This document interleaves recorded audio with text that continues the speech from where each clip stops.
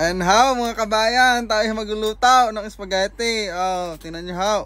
Ito yung version ko ng spaghetti, creamy and cheesy. Oh. Gusto niyo pong malaman, panoorin niyo how. Huwag niyo i-skip ang aming ads. Oh, ayan how. Umpisahan ho natin.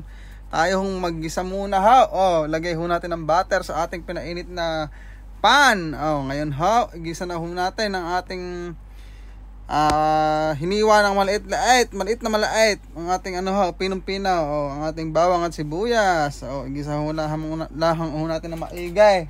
Tingnan nyo. Pagka umaamoy na ho, ilagay na ho natin yung ating yung ating carrots. Mekos lahang, mga kabayan. Mekos lahang. Tingnan nyo.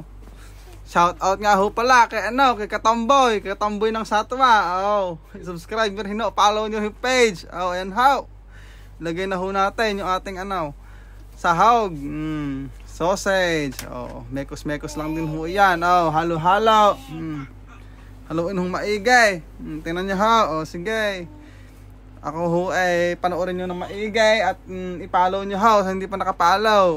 Ngayon ho ilagay ho natin ng ating giniling. Giniling hong baka ho yan. Tingnan nyo. Hindi ho baboy ang ginamit natin, baka. Ground beef. Durugin ho ng maigay, haluin ng maigay para malutaw ang ating mga sangkap. Huwag nyo skip ang aming ads. Kaunting tulong. Kung kayo nag-i-enjoy sa aming video, panoodin lahang out. Ayan ho, lagyan na pampalasa, paminta naman ho ngayon. Pagkatapos ho ng paminta, lagyan din ho natin ng asin, para sakto ang lasa. At yung lulutuin ho natin creamy at manamis-namis. Haluin ng maigay. And how. Kung gusto nyo hong gawin kung kayo matata kami, lutuin nyo rin ho. Ayan ho. Gumamit na ho tayo ng tomato sauce. Hindi ho tomato sauce, Del Monte ho. Del Monte, yung spaghetti sauce na cheesy and creamy. Naku, talaga nga namang kulay pala ang egg, daig na si Jollibee. Tingnan nyo, maraming makakain panigurado. Sige how, halo-halo, mekos laang. Pero malinis ho yan mga kabayan. Tingnan nyo, maigay. Tingnan nyo, bilis. Napakadaling gayahin. Ayan, nasulak-sulak na ho. Lagyan ho natin ng cheese. Ginadgad ko na ho yung cheese at nang mabilis malusaw. Tingnan nyo. Ayan ho. Halo-halo. Hintayin ho kumulo. Haluin ng maigay. Ayan ho. Tingnan nyo. Higay, halo.